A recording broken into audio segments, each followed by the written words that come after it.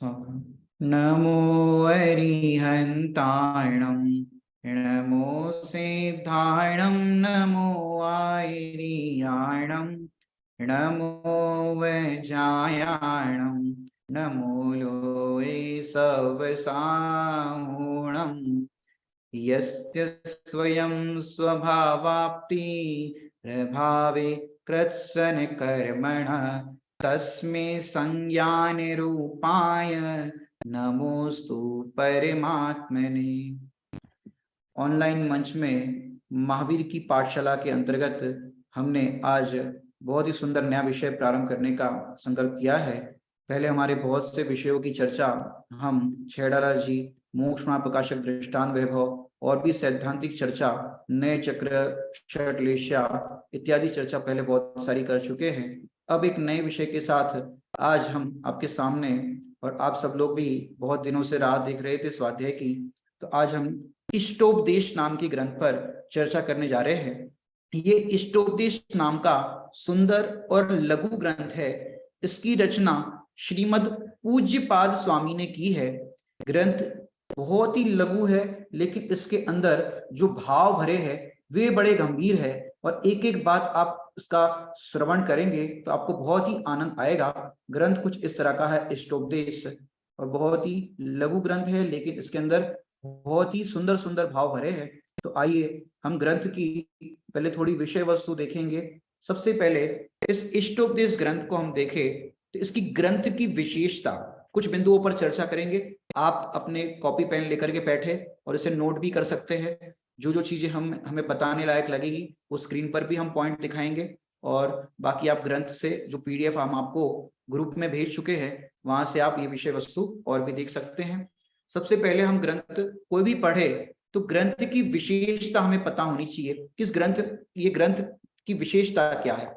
उसके बाद ग्रंथकार का परिचय, जैसे कि अभी हमने आपको बताया, और यहाँ पर मेरे यहाँ पर ऊपर भी दिख रहा होगा, इष्टोपदेश ग्रंथ है और श्रीमद पूज्यपाद स्वामी रचित, ये पूज्यपाद स्वामी ने इस ग्रंथ की रचना की है। फिर ग्रंथकार का परिचय, ग्रंथ के नाम की सार्थकता, ग्रंथ की विषय वस्तु और ग्रंथ की उपयोगिता, इतने बिंदुओं पर अपन आज चर्चा करते हैं। सबसे पहले अपन यहाँ पर ग्रंथ की विशेषता देखते हैं। ग्रंथ की विशेषता, ये इष्टोपदेश नाम का जो ग्रंथ है इसकी विशेषता, यह आध्यात्मिक ग्रंथ है। यदि 4 अनियोग के परिप्रेक्ष्य में देखे तो ये द्रव्यान योग का ग्रंथ है। यह आध्यात्मिक ग्रंथ संक्षिप्त होने पर भी आचार्य देव ने इसमें गागर में सागर भर दिया है। इसमें भेद विज्ञान पूर्वक शुद्धात्मा की उपलब्धि कैसे हो, इसका मार्ग, इसका उपाय प्रतिपादित किया गया है। यह इसकी विशेषता है। साथ ही इस ग्रंथ में सारभूत संदर्भों को भी निर्देश यहाँ पर किया गया है, वो भी आपको समय समय पर हम बताते जाएंगे। ग्रंथ का नाम आपको दिख रहा है ऊपर, इष्टोपदेश, इष्ट प्लस उपदेश। ऐसा उपदेश होगा जो हमें इष्ट लगेगा, अच्छा लगेगा, जिससे हमारा भला होगा। कल जो इस उपदेश कैसा होना चाहिए, इष्ट, जिससे हमारा भला हो और हम जो चाहते हैं वो उपदेश हमको मिले, उस उपदेश का नाम है इष्टोपदेश। आगे और भी हम चर्चा करेंगे। अब थोड़ी सी चर्चा, सबसे पहले ये तो विशेषता की बात हुई, ग्रंथ की विशेषता अपन ने की कि ग्रंथ में क्या क्या है, और अपन देखते हैं आगे। सबसे पहले ग्रंथकार का परिचय, कि ये जिन्होंने ग्रंथ लिखा है वो ग्रंथ को लिखने वाले कौन है, कौन हुए हैं ऐसे महान आचार्य। तो ग्रंथकार का परिचय आज पहले समझते हैं अपन। आप सबने पूज्यपाद आचार्य का नाम सुना है पहले कभी? परिचय है आपको पूज्यपाद स्वामी का? हाँ, कुछ लोगों ने अपना थंब दिखाया है। हमारी क्लास में हम अक्सर बताते हैं ऑनलाइन में कि यदि आपको सही, माने आप हाँ कह रहे हो तो थंब दिखाना ऐसे, और ना कह रहे हो तो ऐसे दिखाना है। हम पहले भी इस तरह से आपको पढ़ा चुके हैं। तो ये आप ग्रंथकार जो है पूज्यपाद आचार्य, तो परिचय आप लोगों, कुछ लोगों को है। तो ये दिगंबर परंपरा के एक महान समर्थ आचार्य हुए हैं। तत्वासूत्र की टीका, जो आपने तत्वासूत्र का नाम तो सुना ही होगा, उमा स्वामी आचार्य द्वारा रचित है। और उस तत्वासूत्र ग्रंथ की अनेकों आचार्यों ने, अनेकों विद्वानों ने टीका लिखी है। लेकिन सबसे प्राचीन जैन परंपरा में जो टीका है वो इन पूज्यपाद आचार्य की आपको मिलेगी, क्योंकि जैन परंपरा में सबसे कम शब्दों में लिखा हुआ और ज्यादा से ज्यादा फेमस होगा ऐसा ग्रंथ एकमात्र है, वो है तत्वासूत्र जी। यदि जैन परंपरा में एकमात्र ग्रंथ जो देखे जो पूरे जैन दर्शन को बता रहा हो, उसका नाम है तत्वासूत्र। जैसे हिंदुओं में गीता, मुसलमानों में कुरान और ईसाइयों में बाइबल, ऐसे ये जैन धर्म में स्थान रखता है, वह तत्वासूत्र। जो तत्वासूत्र की टीका जो इनके द्वारा रचित है, सर्वार सिद्धि नाम से प्रसिद्ध है। ये पूज्यपाद स्वामी की टीका है जो सबसे प्राचीन हमारे पास है। ऐसे तो बहुत सारी टीकाएं हैं, लेकिन सबसे प्रचलित और प्राचीन ये सर्वार सिद्धि नाम की टीका जो पूज्यपाद स्वामी ने लिखी है। और इस ग्रंथ में सिद्धांत भी है, न्याय भी है, अध्यात्म भी है और पारिभाषिक शब्दकोश जो पूज्यपाद स्वामी के तत्वासूत्र जी की टीका में मिलते हैं। पूज्यपाद स्वामी का अगर अपन जीवन देखें तो उनका जन्म कर्नाटक राज्य में कोलंगल नाम के ब्राह्मण परिवार में हुआ था। कहाँ हुआ था? कर्नाटक राज्य के कोलंगल नगर में उनका जन्म हुआ था और वे ब्राह्मण परिवार में हुआ था। इसका मतलब वे जैन नहीं थे, पहले से ब्राह्मण परिवार में हुआ था। जिनकी हम बात कर रहे हैं वो पहले से जैन नहीं थे। इनके पिता का नाम माधव भट्ट और माता का नाम श्रीदेवी था। पिता का नाम क्या था?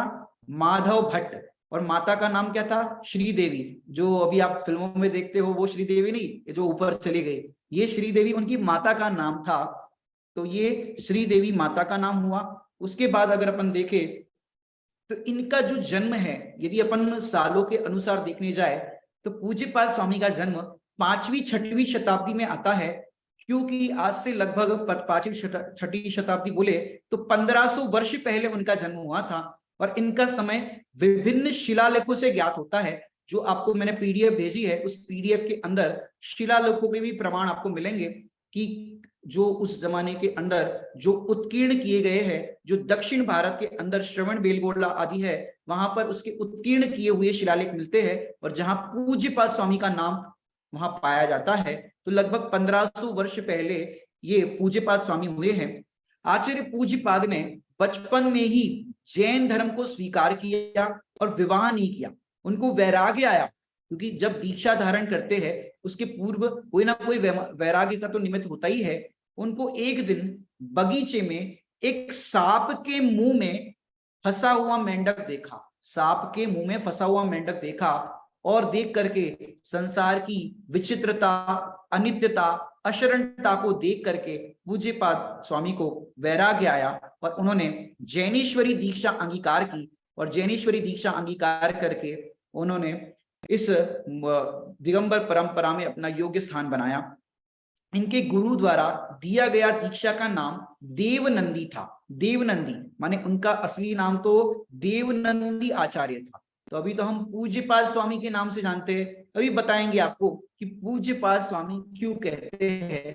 तो उनका एक नाम तो बन गया देवनंदी, दूसरा नाम उनका आता है क्योंकि बुद्धि की प्रखरता के कारण, उनकी बुद्धि बहुत माने कहे ना तो बहुत बुद्धि उनकी प्रखर थी, तो प्रखर बुद्धि के कारण जिनेंद्र बुद्धि भी उनको कहते हैं। तो दूसरा नाम उनका जिनेंद्र बुद्धि आता है। आपकी जब परीक्षा होगी तो आपको परीक्षा के अंदर ऐसे प्रश्न भी आ सकता है कि पूज्यपाद स्वामी के नाम बताइए, तो उसके अंदर आपको 3 नाम पूछे जाएंगे। तो ये बताना है, एक नाम तो हो गया देवनंदी, दूसरा नाम हो गया पूज्यपाद स्वामी, तीसरा नाम क्या हो गया? तीसरा नाम यहाँ पर आपको बताया कि ये जिनेंद्र बुद्धि। ऐसे 3 नाम पाए जाते हैं। अब देवों के द्वारा इनके चरण युगल पूजे गए थे, इसलिए वे पूज्यपाद इस नाम से भी लोक में प्रख्यात हुए। क्योंकि पूज्यपाद देवों के द्वारा चरण क्यों पूजे गए थे? ऐसे तो सबके पूजे जाते हैं, मुनिराज के चरण पूजे जाते हैं ऐसे तो। क्योंकि दीक्षा उपरांत पूज्यपाद मुनि बहुत समय तक योग अभ्यास करते रहे, तत्व अभ्यास करते रहे, साधना करते रहे, तपस्या करते रहे।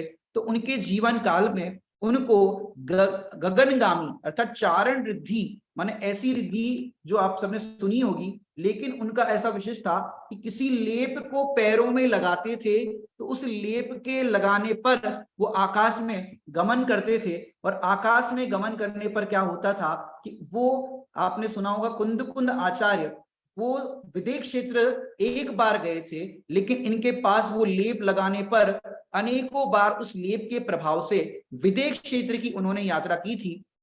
और एक बार तीर्थ यात्रा करते समय जंगल के मार्ग में उनकी दृष्टि तिमिराच्छन हो गई, कि दृष्टि दोष हो गया उनको, जिससे उनको आंखों से दिखना कम हो गया।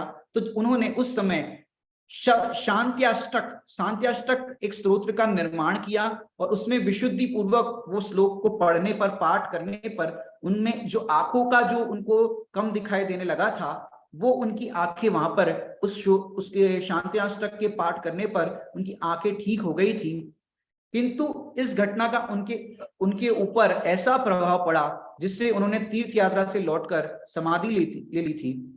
एक किंवदंती ऐसी भी प्राप्त होती है इनके जीवन काल में। कैसी प्राप्त होती है किंवदंती? मतलब कुछ कुछ बातें सुनी सुनाई जो कही जाती है, लोक में जो बात प्रचलित हो जाती है, इसको कहते हैं किंवदंती। अब सच्ची है नहीं है ये सेकेंडरी पॉइंट है, लेकिन ऐसी किंवदंती चलती है कि जिस जल से उनके चरण धोए जाते थे, उसके स्पर्श, माने वो जल जो चरण धोया हुआ जल है, वो किसी को स्पर्शित हो जाए तो लोहा भी सोना हो जाता था। ऐसा उनके कहते कि चरण के स्पर्श से पवित्र हुई धूल भी, पत्थर भी सोना हो जाता था। ऐसा उनका प्रभाव माना जाता है। हालांकि इसमें कोई आश्चर्य नहीं, मुनिराजों के रिद्धियों के प्रभाव से क्या नहीं हो सकता, बहुत कुछ प्रभावों से हो सकता है। तो ऐसी रिद्धि का प्रभाव उनके जीवन काल दरमियान पाया जाता है।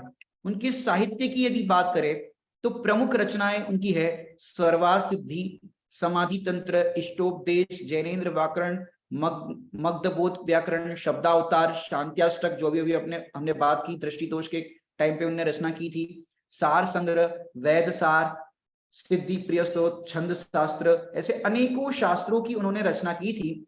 जैन परंपरा का ऐसा कोई विषय नहीं होगा जिस पर आपने कलम नहीं चलाई होगी। आप व्याकरण के बहुत अच्छे ज्ञाता थे, इन्होंने न्याय भी लिखा है, अध्यात्म ग्रंथ भी लिखे। आपको बताए कि जो इन्होंने जैनेन्द्र व्याकरण लिखा है ना, वो पूरे जैन में ही नहीं, अजैन में भी प्रसिद्ध है। अगर अजैन कोई संस्कृत का स्वाध्याय करे, संस्कृत सीखे, तो उनको जैनेन्द्र व्याकरण, माने जैनों का जो व्याकरण है, जैनेन्द्र व्याकरण, वो पूज्यपाद स्वामी ने लिखा था और वो संस्कृत साहित्य के अंदर बहुत प्रचलित है। तो ऐसे उन्होंने रचना की थी। और आपको इसके बारे में हम थोड़ी सी जानकारी देते हैं कि जैसे हम 3 पैरामीटर से अगर देखें तो पूज्यपाद स्वामी ने मन की शुद्धि के लिए, वचन की शुद्धि के लिए और काय की शुद्धि के लिए, तीनों शुद्धि के लिए शास्त्र लिखा है। क्या कहा? मन की शुद्धि, वचन की शुद्धि और काय की शुद्धि, तीनों शुद्धि के लिए शास्त्र लिखा है। यदि मन की शुद्धि के लिए विचार करें तो वो शास्त्र है इष्टोपदेश और समाधि तंत्र। ये पूज्यपाद स्वामी का परिचय चल रहा है। तो मन की शुद्धि के लिए, यहाँ आत्मा की शुद्धि भी ले सकते हैं, लेकिन हम मन वचन काय के पैरामीटर्स के अपेक्षा से देख रहे हैं, इसलिए हम मन में घटित कर रहे हैं। बाकी आत्मा की शुद्धि के लिए तो वो है ही। तो मन की शुद्धि के लिए इष्टोपदेश और समाधि तंत्र, ये 2 शास्त्र है। वचन की शुद्धि के लिए, माने वचन हम शुद्ध कैसे बोले, वचन के अंदर किसी प्रकार का शब्दों को बोलने में दोष ना हो, शुद्धता से कैसे बोला जाए, तो उसके लिए उन्होंने वचन की शुद्धि के लिए कहो तो जैनेन्द्र व्याकरण की रचना की, ये वचन की शुद्धि हो गई। और तीसरी काय की शुद्धि के लिए अगर हम बात करें तो वैदिक शास्त्र, चिकित्सा शास्त्र भी लिखे। माने ऐसा कहा जाता है उनके जीवन संबंध में कि वो आयुर्वेद के बहुत अच्छे ज्ञाता थे। माने आयुर्वेद का उनको बहुत अच्छा ज्ञान था और उन्होंने आयुर्वेद शास्त्र आदि भी लिखे। लेकिन ऐसा हमारे पास प्राप्त नहीं मिलता कि उनके ही द्वारा लिखा गया कोई ग्रंथ हमारे हाथ में आया हो। लेकिन जो उनकी प्रस्तावना है, उस प्रस्तावना में या शिलालेखों आदि में उनके जीवन के बारे में जो बात आती है, उसमें ये लिखा गया है कि उनको इसका आयुर्वेद का भी ज्ञान था। तो चिकित्सा शास्त्र से काय की शुद्धि हो गई। 3 शुद्धि बताई, कौन कौन सी? मन, वचन, काय। तो ऐसे हमने ग्रंथों का इस तरह से विभाजन इसके अंदर किया है। और अपन देखें, उनका नाम जो देवनंदी रखा गया था, उसके बाद पूज्यपाद नाम से प्रसिद्ध इसलिए हुआ, जो भी हमने आपको बताया कि पैरों में लेप लगा करके वो उड़ते थे और आकाशगामी इस तरह की जो उनकी रिद्धि चलती थी। तो देवों ने उनके जो चरण है वो पूजे थे। तो पूज्य और पाद, पाद मतलब चरण और पूज्य, देवों द्वारा पूजित वो पाद थे, चरण थे, इसके लिए उनका नाम पूज्यपाद स्वामी इस तरह से प्रसिद्ध हो गया, जो आज हम पूज्यपाद स्वामी के नाम से ही जानते हैं। ग्रंथ की रचना में देखें तो पूज्यपाद स्वामी माने जिन ग्रंथों की उन्होंने रचना की थी, उसमें अभी हमने आपको बहुत सारे नाम गिनाए। तो ऐसे इष्टोपदेश नाम का जो ग्रंथ है उस पर हमारा स्वाध्याय चलने वाला है, और निम्न शिलालेखों में बहुत सारी उनकी माहिती मिलती है, वो आप जो हमने आपको पीडीएफ ग्रंथ भेजा है उसकी प्रस्तावना में और पढ़ सकते हैं।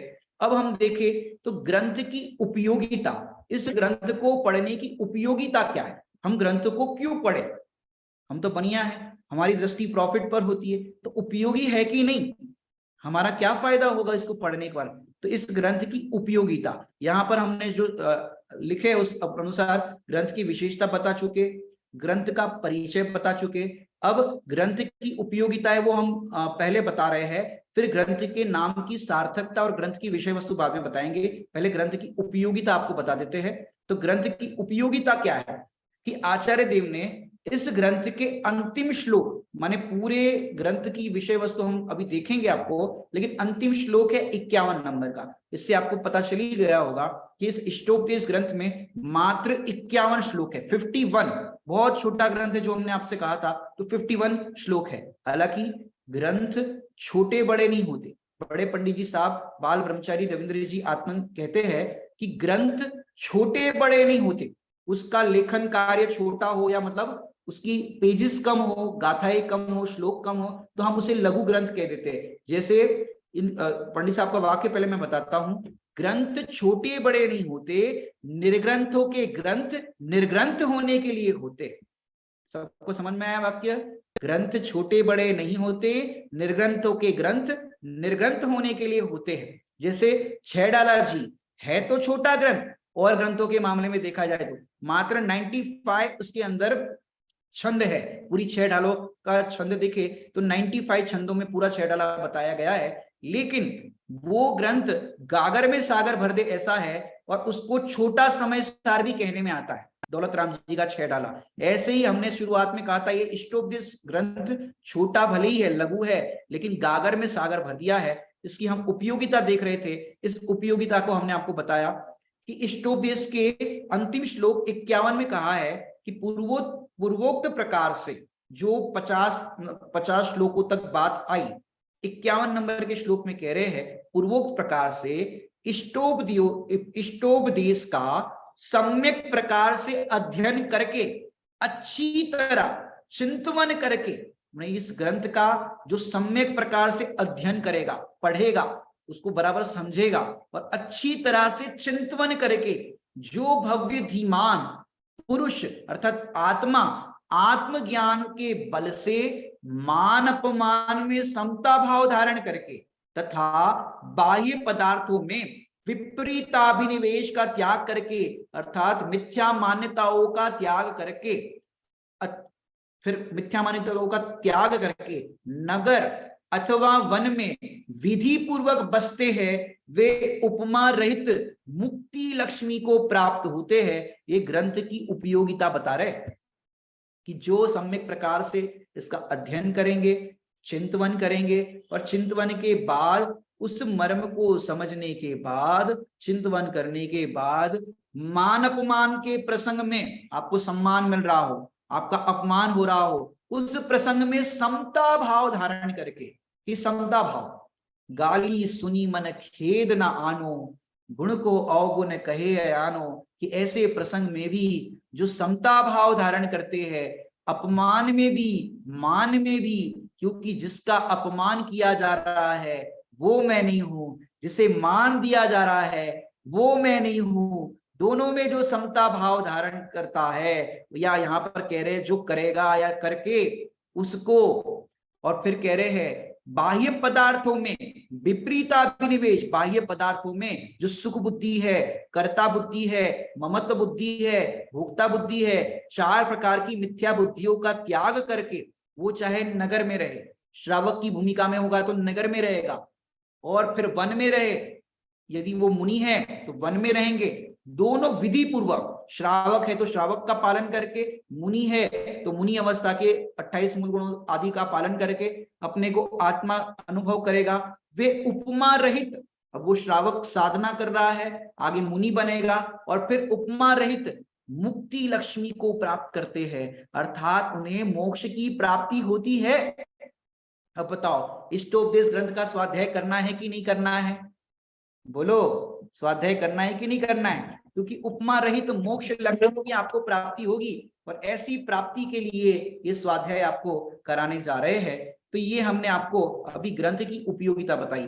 अब ग्रंथ के नाम की सार्थकता और ग्रंथ की विषय वस्तु, ये दो बिंदुओं पर चर्चा करते हैं। ग्रंथ की विशेषता पहले बताई, अब ग्रंथ की उपयोगिता बताई, और अब ग्रंथ के नाम की सार्थकता, ग्रंथकार का परिचय भी हो गया। बीच के जो 2 पॉइंट है, व्हाइट अक्षर व्हाइट फॉन्ट में है और ये येलो में है, ग्रंथ के नाम की सार्थकता, इसकी अपन चर्चा करते हैं। बहुत ही सुंदर विषय है।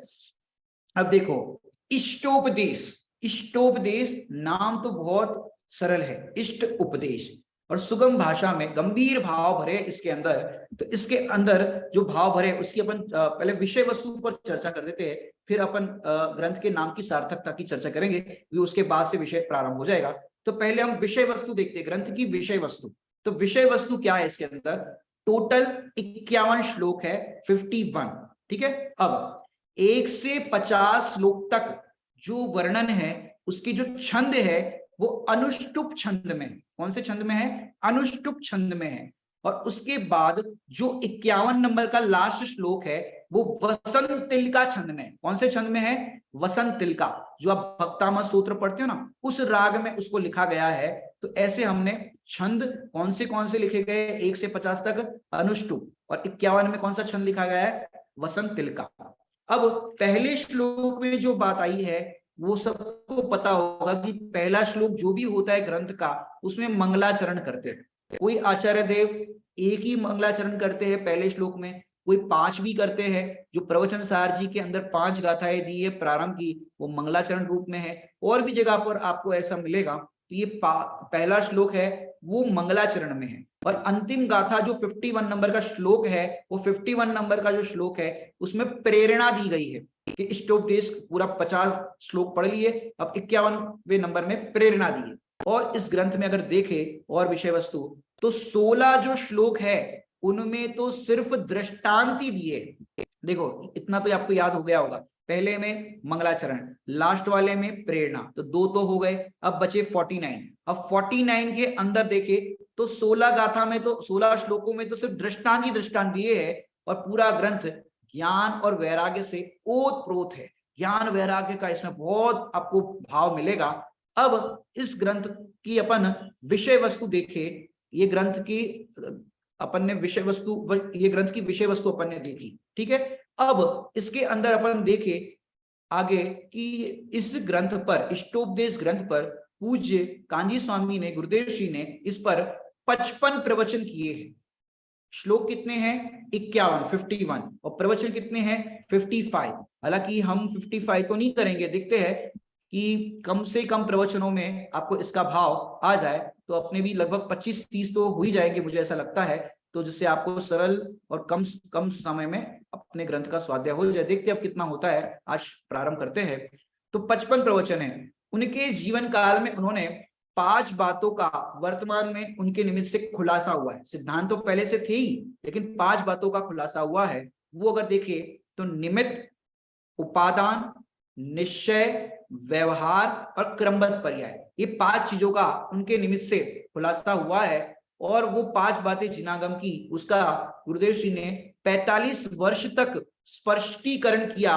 और वो 5 बातें जो उन्होंने खोली है, वो 5 बातें आपको सौभाग्य से इस ग्रंथ के अंदर पढ़ने मिलेगी।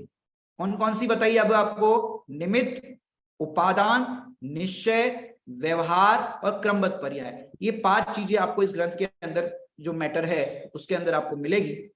आगे अपन देखते हैं जो भी हमने आपको बताया था, ग्रंथ के नाम की सार्थकता। ये बिंदुओं में सिर्फ एक पॉइंट बाकी है, ग्रंथ के नाम की सार्थकता। ये विषय वस्तु हम पूरी आपको बता चुके क्या क्या होने वाला है।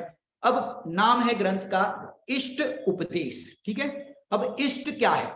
अब आपको इष्ट क्या लग रहा है? इष्ट, अब आप अपना अपना बताओ, इष्ट क्या लग रहा है आपको? ये सर्दी पड़ रही है तो सर्दी के अंदर धूप इष्ट लगती है, सर्दी में धूप आती है तो अच्छा लगता है। गर्मी के अंदर एसी, कूलर, पंखा अच्छा लगता है, या स्विमिंग पूल में पड़े रहो गर्मियों के अंदर तो वो अच्छा लगता है। तो वो इष्ट नहीं है।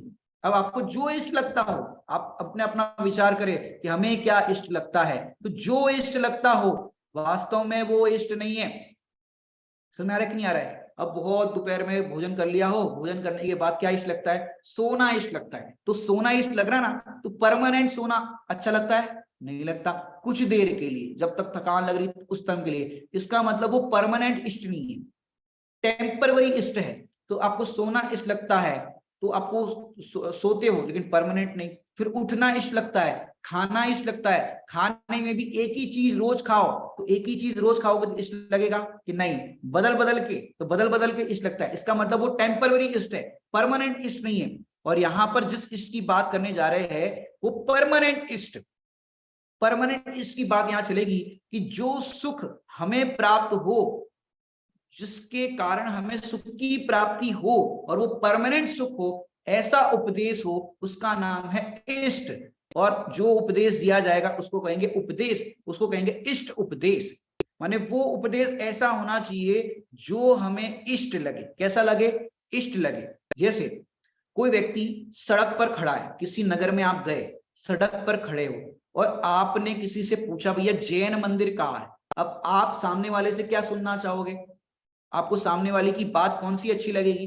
कि वो आपको जैन मंदिर का रास्ता बताए। इसका नाम है वो इष्ट उपदेश। आपको कहीं और पहुंचा दे तो वो इष्ट उपदेश नहीं है। जैसे आप पंच कल्याणक में गए, शिविर में गए और फिर भोजन का समय हो गया, आपने पूछा भैया चौका कहाँ है, तो जो आपको चौके तक पहुंचाए, चौके का रास्ता बताए, वो है इष्ट। और उसका जो उपदेश है वो है उपदेश। तो इष्ट उपदेश जो आपको अपने गंतव्य तक पहुंचाए, अपने प्रयोजन की सिद्धि कराए, इसका नाम है इष्ट उपदेश। तो वही इष्ट का उपदेश आपको इस ग्रंथ के अंदर मिलने वाला है। और ऐसा सुंदर उपदेश यहाँ इस ग्रंथ के अंदर दिया है। इस इष्ट उपदेश को अपन बहुत अच्छे से सरल भावों से, आप लोग समय का ध्यान रख करके 3:30 बजे के पहले ही, 5-10 मिनट पहले ही उपस्थित हो जाए तो ठीक 3:30 बजे हम ये कक्षा प्रारंभ कर देंगे। हम रोज आधे घंटे की कक्षा लेना चाहते हैं, जिससे आपका जो समय है और भी कक्षाएं आप सुनते हो तो वो समय आप वहां पर भी दे पाए और ये विषय को भी आप अच्छे से समझ पाए। इसलिए हम ये विषय वस्तु आपको कम समय में और अच्छे से सरल भावों में आपको प्रस्तुत करेंगे। तो ये इष्टोपदेश ग्रंथ है, इसकी अपन चर्चा बहुत, लगभग 51 श्लोक जो भी आपको बताए, तो अपन रोज एक श्लोक की कम से कम चर्चा करेंगे, या जहां लगा तो 2 भी कर लेंगे। तो इस तरह से ये विषय वस्तु आपको पूरी समझ में आएगी। अपन आज पहले जो इसकी जो टीका है, मूल ग्रंथ के कर्ता तो है श्रीमद पूज्यपाद स्वामी, ठीक है, ये इसके कर्ता है। अब इसकी जो टीका लिखी गई है, वो टीका को लिखने वाले हैं पंडित आशाधर जी। ये अपन आशाधर जी का जो मंगलाचरण उन्होंने लिखा है उसको अपन पढ़ते हैं और कल मूल श्लोक जो है उस पर चर्चा करेंगे। अपन पहले आशाधर जी कृत जो संस्कृत टीका है उसका मंगलाचरण करते हैं।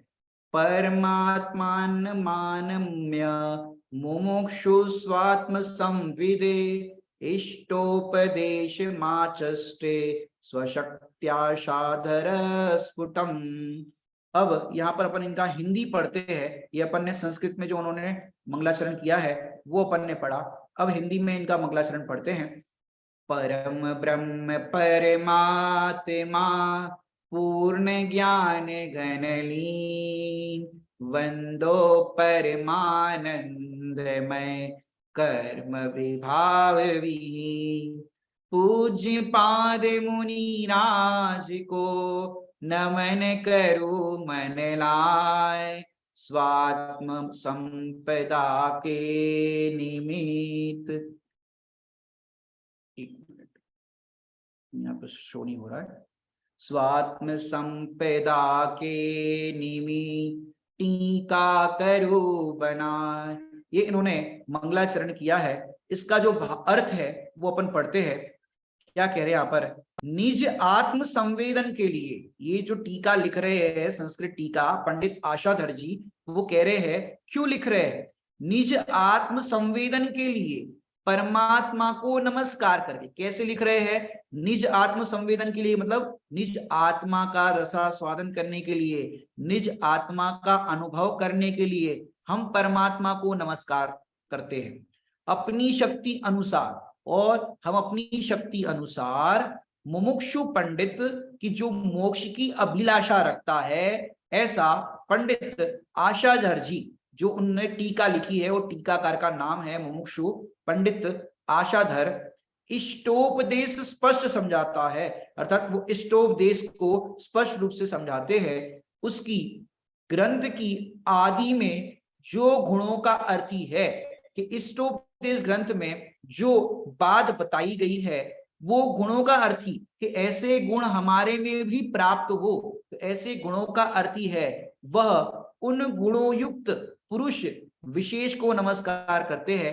कि ऐसे जो गुणों की चर्चा आई है और जिन्होंने वो गुणों को प्राप्त कर लिया है, ऐसे गुणों के धारी को, ऐसे गुणों के धारी पुरुष को, ऐसी आत्माओं को हम विशेष रूप से नमस्कार करते हैं। इसलिए परमात्मा के गुणों के अर्थी ग्रंथकर्ता कि परमात्मा जैसे गुण हमारे अंदर भी प्रकट हो, उसके अर्थी ग्रंथकर्ता श्री पूज्यपाद स्वामी परमात्मा को नमस्कार करते हैं कि पूज्यपाद स्वामी को नमस्कार करते हैं, ऐसा यहाँ पर भाव बताया गया है। अब हम जो पहला नंबर का श्लोक है इष्टोपदेश ग्रंथ का, उस इष्टोपदेश ग्रंथ के पहले नंबर श्लोक पर कल चर्चा करेंगे। अभी हमारा समय हो गया है, इसकी विशेष चर्चा है वो हम कल करेंगे। सभी को सादर जय जिनेन्द्र।